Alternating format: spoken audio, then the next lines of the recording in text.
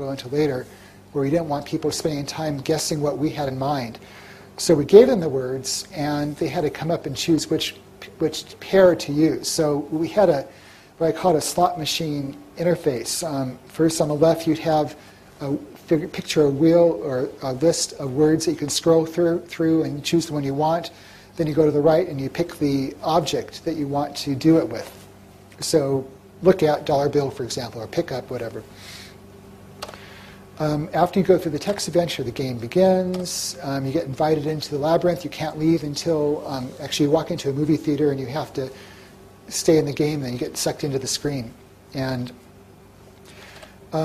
this used a few things that we used later on. Besides the interface I mentioned, we had use cell animation with scaling figures, so you could change the size of them and have them recede, which pretty much came from Rescue. A lot of scrolling backgrounds, and what was something there? Oh yeah, mazes. Well, since the whole labyrinth was a maze, we had a good excuse for sticking mazes into the game. Now I don't like them, but that was a great way to extend gameplay by reusing images over and over again. So next, we moved to Skywalker Ranch. Games group, for the first few years we were there, George was building his ranch, which was originally on 5,000 acres, maybe 7 or 8 miles from our main offices in San Rafael, California.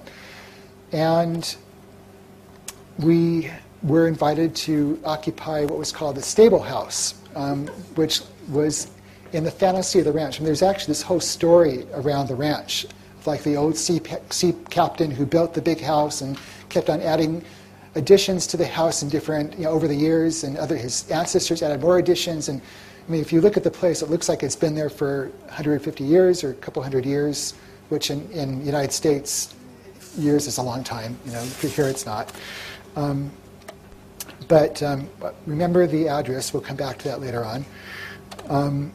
So these are shots I pulled off the internet. I'm not revealing anything which you can't get by doing a search on Skywalker Ranch tour.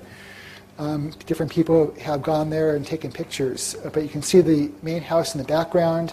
There's a little winery on the left. This is called Lake Ewok. You can see it again. Here's a close-up of the big house.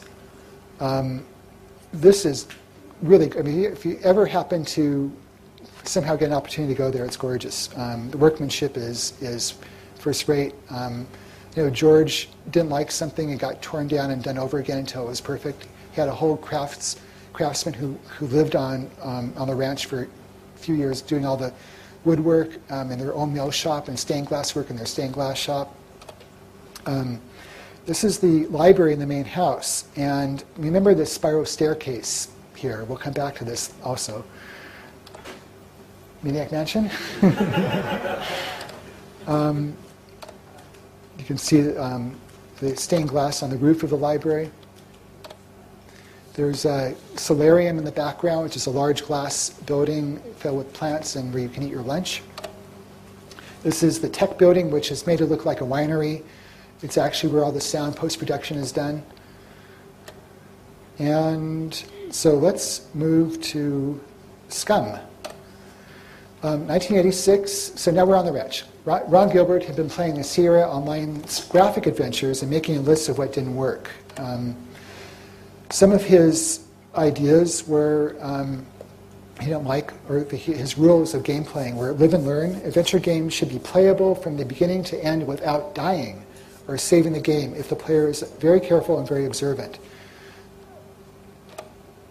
Arbitrary puzzles. Puzzles and their solutions don't have to be obvious, they just need to make sense. Reward intent. The object is to have fun. Figure out what the player is trying to do and help versus guess the parser. So on the first one, in the Sierra games, often you do something like pick up a piece of glass from a broken mirror, which I've done that before and didn't even cut myself. Well, if you do that in the game, of course, you die because you cut yourself and you bleed to death and you die. You know, it makes sense, but that's kind of the logic in those games. And you have to kind of arbitrary puzzles, things that just don't make sense. If you have a puzzle in a game and you just can't get it, and you finally use a hint book to figure it out, and you say, I never would have gotten that, it's just impossible, and you get really angry at the game because it's not fair. You know, you want it to be something that you could at least figured out. In rewarded intent, you don't want to have, like I said, guess the parser. You don't want to have to guess what the game player was what the programmer was imagining. If it was a bush, and you call it a bush, and he was thinking shrub or something, and it doesn't do what you want because you don't have the right word. It's not very good. Likewise, if you're wanting to have the character walk on the screen, you know, it shouldn't be that hard to get a character to walk from behind the refrigerator to in front of the couch. We do it every day in real life. So in a Sierra game where you had to kind of steer the guy in around obstacles, and you could bump into things, and if you bump into the wrong thing, he'd die, and it just, you know. So you should check out, Ron has this great article at this URL, grumpygamer.com/adventuregames, and it has this article he wrote, I think it was 1989, which is, of course, after we'd already done a few games, but it kind of was a compilation of his ideas, and I think he was brilliant in what he wrote. If you need the URL, I think it'll be published somewhere, so let me know. So building on the Labyrinth experience, Ron set out to build a game development environment and a new game at the same time. Maniac Mansion was the game, Scum, the scripting environment, which stood for Script Creation Utility for Maniac Mansion. And Ron made a point of making sure that every tool in this arsenal was named after a bodily fluid. So I think the sound editor was called Earwax. There was one called Phlegm.